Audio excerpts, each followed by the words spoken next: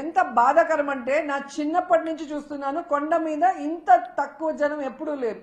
టోకన్లు తీసుకున్న వాళ్ళు కూడా చాలా మంది దర్శనానికి రాలేదు అంటే వీరి వల్ల తిరుమల ప్రతిష్ట ఎంత దిగజారిపోయింది. భగవంతుని దర్శనం చేసుకోవాలంటే ఎంత భయం పుట్టిందో ప్రజల్లో మీరు గమనించండి. మొన్న జరిగిన ఇన్సిడెంట్ తో తిరుమలనే కాదు సింహాచలంలో కూడా భక్తుల రద్దీ లేకపోవటం మీరు గమనించాలి.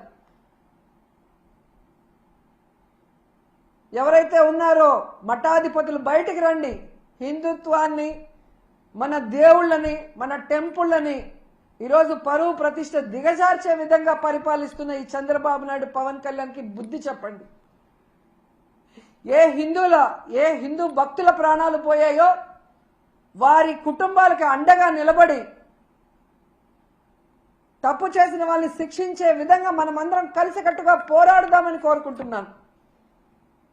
ఎందుకంటే ఈ చంద్రబాబు నాయుడు తప్పించుకునే రాజకీయాలు చేస్తారు. పవన్ కళ్యాణ్ ఏమో సినిమా డైలాగులు చెప్పినట్టు చెప్తాడు కానీ మళ్ళీ ఎక్కడక్కడో ఏం చేయడు.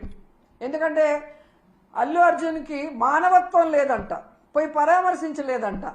మరి నీ అభిమానులు నీ కోసం గేమ్ చేంజర్ ప్రీ రిలీజ్ ఈవెంట్కి వచ్చి 2 చనిపోతే మణికంఠ చరణ్ అని ఇన్ని రోజులు అవుతున్నా ఒక్కరి మీద కేసు లేదు, ఒక్కరిని అరెస్ట్ చేయలేదు. నిన్న నువ్వు పిఠాపురానికి వెళ్ళి ఆ కుటుంబాన్ని పిలిపించి కూడా వాళ్ళని కలవకుండా, వాళ్ళని పరామర్శించకుండా వాళ్ళని అవమానించావు. మరి నీకు మానవత్వం ఉందా అని నేను ప్రశ్నిస్తున్నా. సో ఇప్పటికైనా పాలక మండలి, ముఖ్యమంత్రి, డిప్యూటీ సీఎం ఎవరికి వాళ్ళు తప్పించుకొని ఈ కేసుని పక్కదారి పట్టించి కేసు క్లోజ్ చేయాలనుకుంటే మాత్రం మేము ఒప్పుకునేది లేదు. ఆ కుటుంబాలకి మేము అండగా నిలబడతాం. ఆ కుటుంబాలకి న్యాయం జరిగేంత వరకు పోరాడతాం. అటు న్యాయపరంగా పోరాడతాం, ఇటు ప్రజలకి అండగా నిలబడి కూడా పోరాడతామని కూడా ఈ సందర్భంగా తెలియజేసుకుంటున్నాం. ఇక మన చిన్నమ్మ గురించి చెప్పుకోవాలి ముఖ్యంగా. ఎందుకంటే హిందుత్వ పార్టీ బీజేపీ పార్టీ.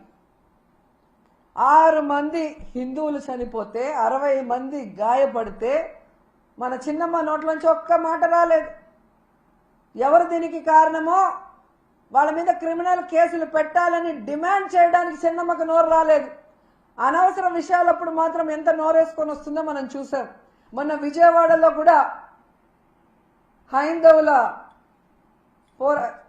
హైందవుల మీటింగ్ ఏదో జరిగింది.